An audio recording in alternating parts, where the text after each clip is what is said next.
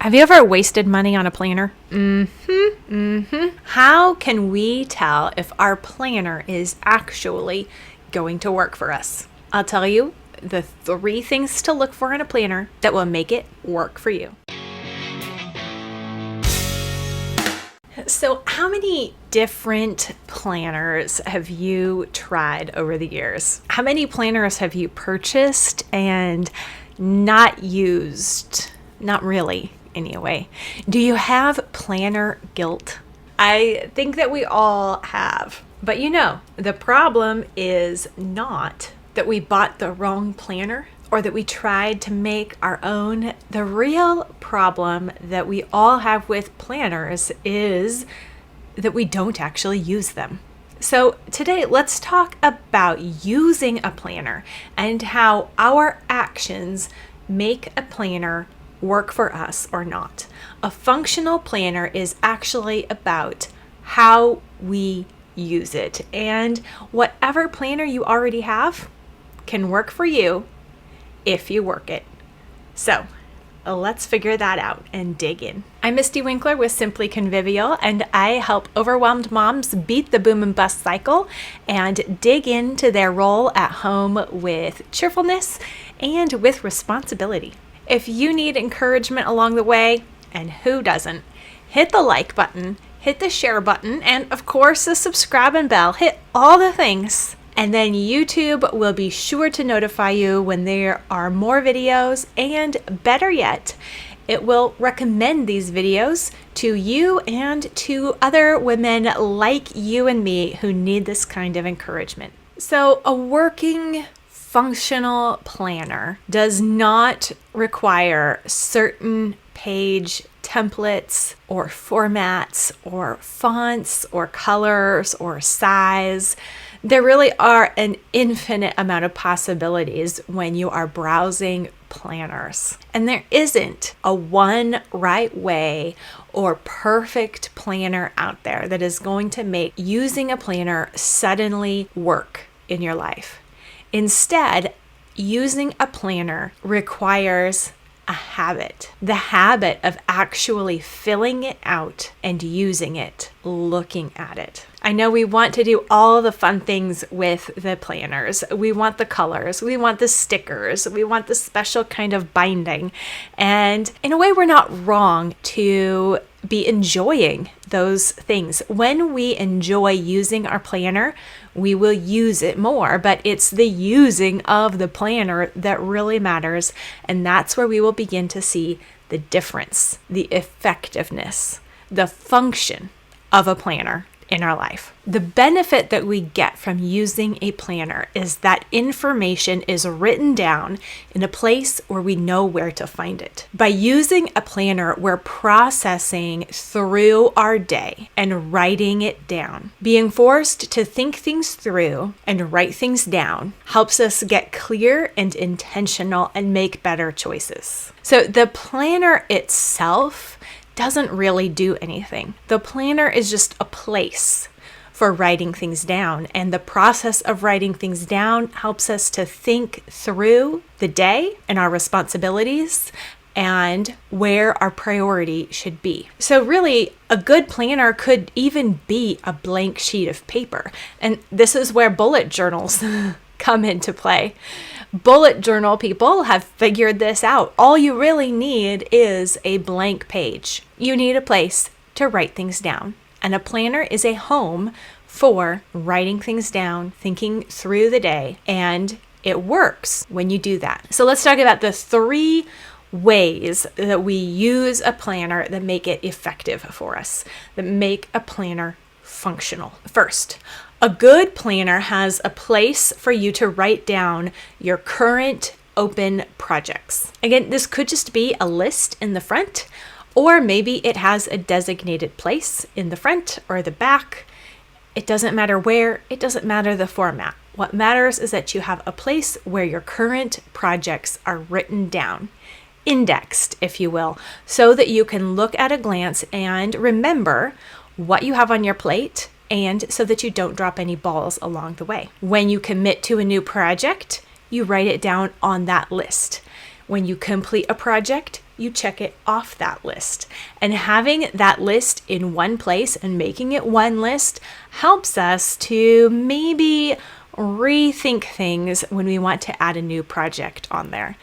Maybe that next project idea needs to go on a someday maybe list instead of your actual current project list, because we can't do all the things. So seeing what's actually current and needing to happen in the next month or 2 months or so really is a helpful view to have. A good planner will also have a place for notes, whether that's a daily place, a weekly place, or just a section in the middle or the back. It doesn't matter, as long as there is a place for you to write down notes, information, data, brain dumping, whatever it is. You need a place to be able to just write random things down. A planner is a great place to do that. And of course, your planner needs a place for you to write down your top 3 for the day. Your top 3 commitments, your top 3 tasks that you are committed to getting to this day. Now, those 3 things could just be on a Post-it note on the front of your planner.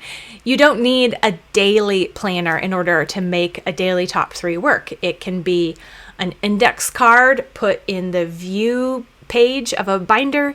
It can be a Post-it note stuck to the front or the back, or it could just be a running list of the date and 3 things on the first page of your planner. Your planner doesn't need to have a designated spot for you to have a daily top 3, but you need to use it to write down your daily top 3. Then, when you have these places for your written down thoughts, you need to actually look at it. And looking at that planner is the linchpin. Writing things down is great, but what will really make those written lists effective is if we look at them. We write them down in our planner so that we can keep them in front of our face. At the beginning of the day, at the end of the day, and in between, we need to work from what we've written in the planner. That is how a planner functions. And then, of course, finally, we need to keep it updated. We need to use the planner, filling it out, writing down the things every day and every week during a weekly review. And about every quarter or 6 months or so, every few weeks, we want to look through everything, clean things out, give ourselves a fresh start. So every day, every week, and every so often, we have to go through and intentionally look at, fill out, clean up our planner.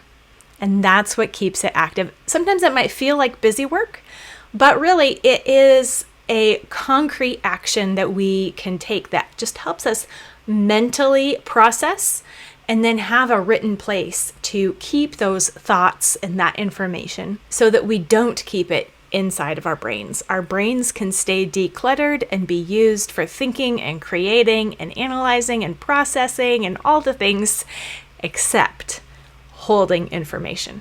So a planner really is a great tool when we want to stay clear and focused on the things that matter. But for the planner to be effective, we have to write things down in it, keep it with us, and look at it. Inside Simply Convivial Continuing Education, we have one signature course that is everyone's favorite, and it is called Work Your Plan. In this 12-module course, you will learn the habits and the practices of putting together and then using a system, and a system that includes a planner that really helps you stay on top of all that is going on in your life. It's a self-paced course, and we have a community who is always ready to dig in and talk planners, calendars, all the things whenever you are working on these things. So enroll today in Simply Convivial Continuing Education and work through the Work Your Plan course. It'll take you about 3 months if you really work at building those habits and applying the ideas to your own personal life and situation and needs. And we have a discount if you sign up for a 3-month membership. Just click the quarterly plan when you enroll, and you will save money while growing and improving as a homemaker. I look forward to seeing you inside Simply Convivial Continuing Education. Just go to simplyconvivial.com and click the green enroll button, or click the link at the top of the description of this YouTube video. And remember, repent, rejoice, repeat.